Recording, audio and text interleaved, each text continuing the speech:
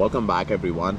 Now this video is about a major differences between two criteria for the PR in Canada.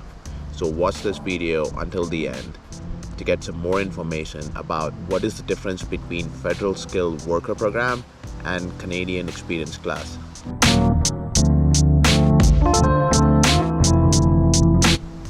Anyone who's willing to or who's interested in coming to Canada, they usually fall into two categories of the permanent resident program, which is Federal Skilled Worker Program, FSWP, or CEC. CEC stands for Canadian Experience Class. Now we will talk about what are the differences, what if you get invitation in both the programs, which one you should opt for, and what are the benefits, what are the requirements, what are the major differences between the two programs. Canada's Express Entry system manages the applications for Federal Skilled Worker Program and Canadian Experience Class.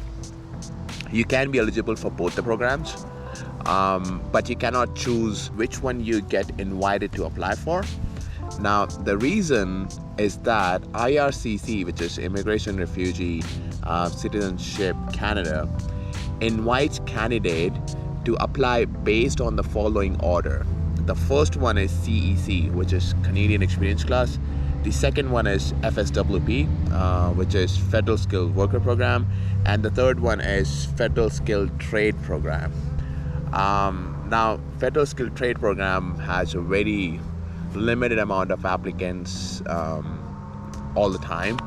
Now, if you're eligible for all of these three programs, and you will be invited for CEC.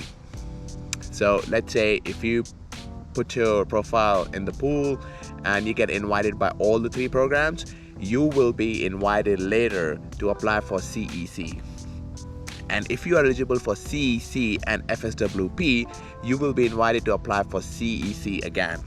I will tell you the reasons later, but I'm just telling you the orders right now. What are the orders IRCC follows? And if you are eligible for the FSWP and FSTP, which is Federal Skilled Trade Program, you will be invited for FSWP. The reason the CEC goes first is because these candidates who are eligible for CEC do not have to provide proof of settlement, proof of funds, and many FSWP candidates who are also eligible for CEC would prefer not to have this requirement. Why? Because 99% of the candidates who fall under CEC already are in Canada. They have bank accounts, they have jobs, so they do not have to provide proof of funds, proof of settlement, that you can afford yourself or your family once you come to Canada. But you are in Canada already, so that's why they prefer processing applications for CEC. I thought there is a wildlife near me. Anyways, so FSWP candidates are exempt from this requirement if they have a valid job offer from Canada. So if you have been invited to apply through FSWP, which is Federal Skilled Work Program, you might be exempt from all these requirements only if you have a valid job offer in Canada. Now, although statistically speaking, more CEC candidates apply from within Canada, and FSWP candidates more often apply internationally outside the Canada. Now, as long as you meet the criteria of each program, you can still apply. I can see here that there's so many applicants in the pool of FSWP and CEC. Now, geographical location is not a factor for eligibility for any of the programs. I will actually show you guys the side-by-side comparison for the eligibility criteria for each program. Now, if you see the language,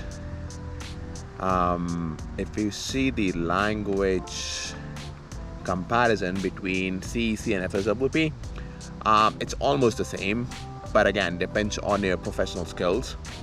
If your job falls under 0 or A, then you should have a band of 7.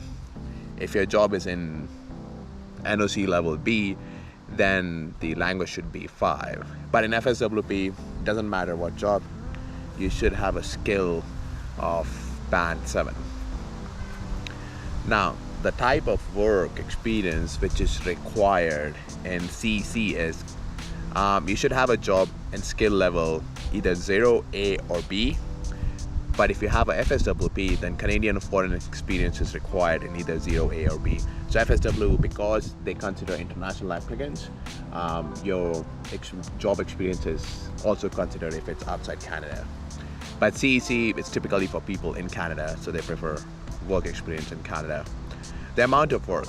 Now in CEC, 1 year of work experience in the last 3 years, that is the eligibility. In FSWP is 1 year continuous full-time work in last 10 years. It could be anywhere internationally. Job offer in CEC is not required. In FSWP, job offer, if you have, you get more points. So you get more points that will take you to closer to invitation. Education is not required in CEC. In FSWP, you require a secondary education. Proof of settlement of funds are not required in CEC because you're living in Canada, you have a job, you have bank accounts, you're getting paid. But if you're an FSWP, you definitely require when candidate, if they do not have a job offer, they definitely need to show the settlement of funds. Points grids, yeah, in CEC, you actually do not need to see how many points you score because you have 1 year of job experience. But in FSWP, you need to actually score to certain points in order to get eligible. In CEC, if you have 1 year of work experience, you get, I think, 200 extra points, which will make you automatically eligible for PR. Now let's talk about the eligibility for CEC. In order to be eligible for Canadian Experience class, you need to have at least 1 year of eligible work experience in Canada. You need to have completed 1,560 hours within the past 3 years in the occupation which falls in the NOC code, which is 0A or B. Volunteer experience does not count. So public community service or these experience, they do not count. You must have been paid for your work full-time, that is 40 hours per week, and you should have a legal status in Canada. Either it could be work permit or LMIA, or yeah, you should have some legal status. On a spousal visa, could be anything. In addition, you must meet the minimum English and French language requirement, which we spoke in the grid which I just showed. Now language tests are valid only for 2 years, so that's the most important part. And if your last language test is 2 years old, you might have to take another one. And yeah, that's important. Now let's go to FSWP eligibility. FSWP has minimum requirement for skilled worker experience, language abilities, and education as well. It's a little difficult for FSWP. Now, skilled work experience means that your occupation should fall in NOC codes 0A or B. If someone who doesn't know what are these codes, I will put the link down in the description. You guys can check whether your job falls in 0AB and how many points you score. Yeah, and your experience must have the same NOC that you want to use for your primary occupation in Canada. For example, I used to work as a front office manager and with Marriott in India, so NOC code for that is B, and then that falls under accommodation service managers. And I was applying for jobs in Canada for the same occupation, and accommodation service manager is the skill level code for any managers in the hospitality industry. So that's about the occupation. Now your skilled work experience must have again completed at least 1 year in the last 10 years. So you should have an experience of 1 year in the last 10 years in a full-time job, and you should be 1,560 hours as a full-time. Language test we already spoke. It's standard 7 band that you need to have in English. To meet the minimum education requirement, you must have either a Canadian high school diploma or the equivalent, which you can do it through WES, World Education Service. They will evaluate your credentials according to Canadian schools, and yeah, and if your education was completed outside Canada, then that's called as educational credential assessment, and they will consider your education outside Canada as well. IRCC will also assess your application based on 100 points grid to access eligibility for the FSW.